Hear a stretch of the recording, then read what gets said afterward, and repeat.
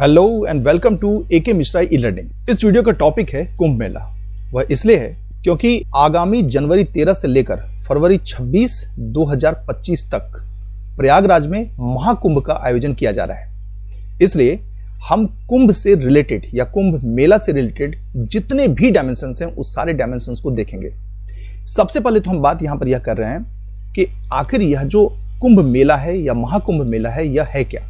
तो यह विश्व का सबसे बड़ा तीर्थ यात्रियों का एक सम्मेलन है जिसका आयोजन हर एक 3 साल पर किया जाता है और यह 4 अलग अलग स्थानों पर होता है और 3 साल में हर एक स्थान पर कुंभ मेला का आयोजन होता है।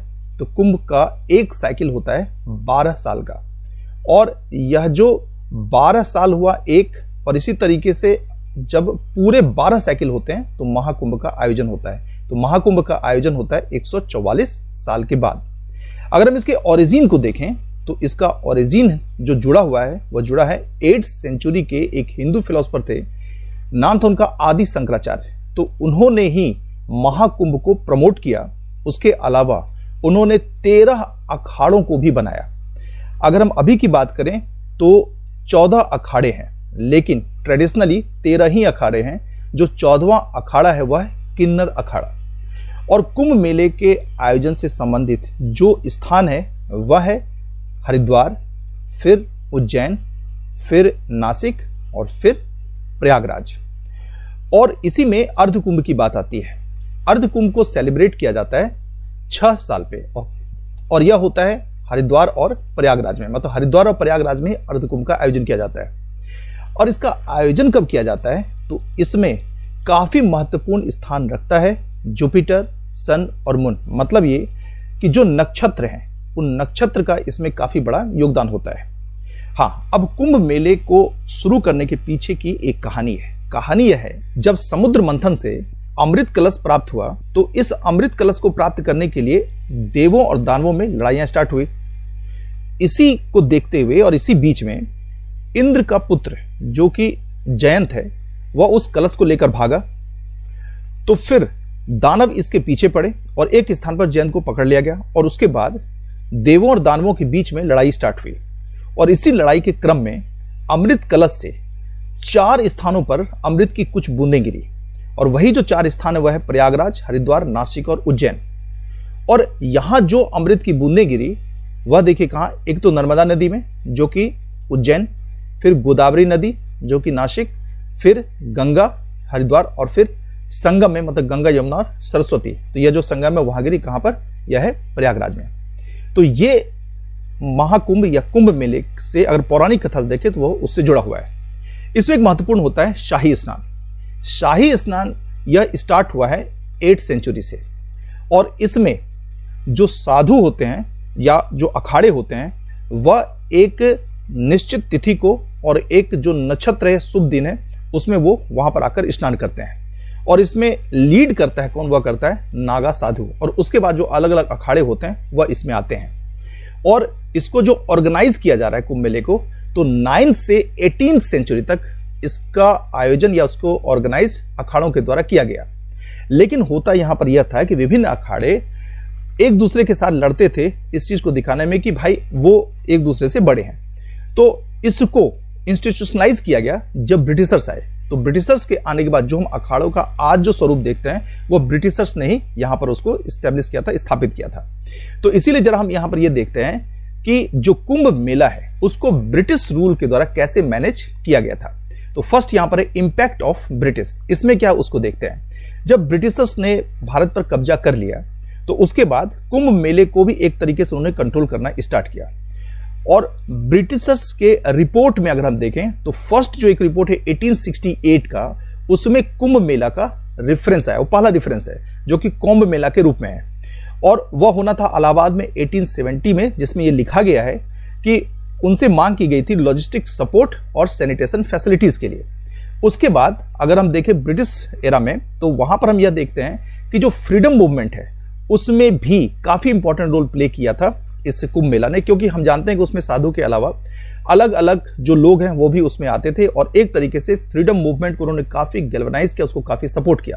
और महात्मा गांधी ने खुद पार्टिसिपेट किया था महाकुंभ मेला में, कब, इन 1918 में। फिर नेक्स्ट अगर हम देखते हैं तो हम यहां पर यह देखते हैं कि ब्रिटिशर्स ने इस कुंभ मेले के दौरान उन्होंने तीर्थ यात्रा कर भी इंपोज किया था। लेकिन एक और इसमें महत्वपूर्ण बात यह है कि रेलवे इंफ्रास्ट्रक्चर का जैसे जैसे रैपिड एक्सपेंशन होता चला गया तो उसमें यहां पर यह देखा कुंभ मेले में भी पार्टिसिपेशन बढ़ता चला गया। और जैसा कि मैंने पहले भी कहा था कि शाही स्नान को इंस्टीट्यूशनलाइज करने का काम ब्रिटिशर्स ने किया था। उसके अलावा जो ब्रिटिश गवर्नमेंट थी उसने कुंभ मेले में जो प्रिपरेशन, चाहे वो हाउसिंग का हो, सैनिटेशन का हो, फूड फैसिलिटीज का हो या पुलिस या गवर्नमेंट का हो, उसको उन्होंने उसमें ऑर्गेनाइज कराया था। नेक्स्ट अगर हम इसमें देखें कि इंडिपेंडेंस के बाद क्या क्या चेंजेस हुए तो वह देखिए। तो इंडिपेंडेंस के बाद हम जो देखते हैं फर्स्ट महाकुंभ मेला उसको ऑर्गेनाइज किया इंडियन अथॉरिटीज ने, कब? जनवरी 1954 में। शुरुआत में काफी दिक्कतें आई। दिक्कत इसलिए आई क्योंकि जो गंगा का कोर्स है वहां पर जो पेंटून ब्रिज बनाना था तो उसमें आर्मी और पब्लिक वर्क डिपार्टमेंट उनको काफी कठिनाइयां वहां पर महसूस हुई थी उस ब्रिज को बनाने में। फिर 1966 का कुंभ मेला वो काफी इंपॉर्टेंट है। उसमें यहां पर यह बात है 7 लाख तीर्थ यात्रियों से ज्यादा लोगों ने माघ पूर्णिमा में होली डिप उसमें किया था उन्होंने। और 1977 का जो कुंभ मेला है वह इसलिए भी इंपॉर्टेंट था क्योंकि यह महाकुंभ था जो कि हमने बात की 144 साल पर यह होता है। और इसमें एक यूनिक बात यह भी थी कि इसमें रिवर गंगा का जो फ्लो है उसके 2 धाराएं बन गई थी, तो मतलब इसमें 2 संगम था इसमें। और इमरजेंसी के दौरान यहां पर यह हुआ कि ये जो 2 धाराएं उसमें 14 ब्रिज बनाए गए थे और लगभग 1 करोड़ लोग उस समय जमा हुए थे इस कुंभ मेला में, जो कि अपने आप में एक वर्ल्ड रिकॉर्ड था उस समय का। 1989 के अगर कुंभ मेले की बात की जाए तो इसका एरिया वो बढ़कर हो गया था 3000 एकड़, जिसमें कि पेंटून ब्रिज उसको आर्मी ने यहां पर बनाया था ज्यादा से ज्यादा क्योंकि एरिया बढ़ चुका था। उसके बाद मिलेनियम कुंभ इन 2001 यूपी गवर्नमेंट ने इसमें क्या कमीशन किया था तो आस्था टेलीविजन चैनल और दूरदर्शन के थ्रू कुंभ मेला को ब्रॉडकास्ट करवाया था। अब एक यहां पर क्वेश्चन है कि जो कुंभ मेला को ऑर्गेनाइज किया जाता है तो उसमें आखिर चैलेंजेस क्या है। तो देखिए फर्स्ट चैलेंज है फायर एक्सीडेंट का, और ये हुआ भी है। 1954 में हुआ ये था कि जो झोपड़ियां वहां पर बनाकर रखी गई थी उसमें आग लग गई थी, तो फायर एक्सीडेंट का वहां पर काफी खतरा बना रहता है, इसलिए उसमें सावधानी बरतने की जरूरत है।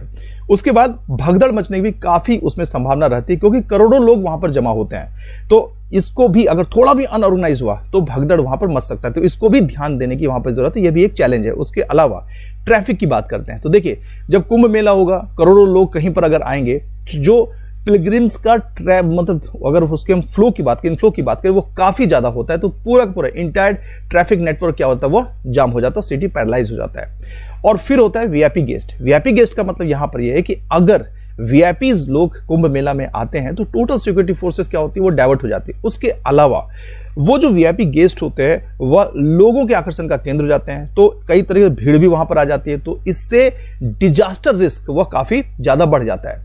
नेक्स्ट देखें ओवरक्राउडिंग। ओवरक्राउडिंग का मतलब यहां पर यह है कि जो बाथिंग एरिया होता है तो वहां पर बहुत सारे लोग जमा हो जाते हैं। तो अब देखिए क्या है कि ये काफी हद तक मतलब एक पैनिक सिचुएशन होता है, लोगों के कुचले जाने का काफी ज्यादा डर होता है। और एक है इंफ्रास्ट्रक्चर जो फेल्योर्स है वह यहां पर है कि जनरली अगर हम सिटी के इंफ्रास्ट्रक्चर की बात करें तो वो नॉर्मल पॉपुलेशन और नॉर्मल फुटफॉल्स के लिए होता है, लेकिन कुंभ मेले के दौरान हम क्या देखते हैं, ना केवल आबादी बढ़ती है बल्कि फुटफॉल्स भी बढ़ जाता है, तो इसको मैनेज करना कुंभ मेले के लिए काफी जरूरी है। तो हमने अपने इस पूरे वीडियो में हमने क्या देखा कि कुंभ मेला को कैसे स्टार्ट किया गया, उसके पीछे की क्या पौराणिक कहानी है, ब्रिटिश एरा में उसमें क्या होता था, फिर आफ्टर इंडिपेंडेंस उसमें क्या हुआ, और फिर नेक्स्ट हमने यहां पर यह देखा क्या क्या चैलेंजेस हैं। तो इसके साथ ही इस वीडियो को हम यहीं पर कंक्लूड करते हैं। Thank you.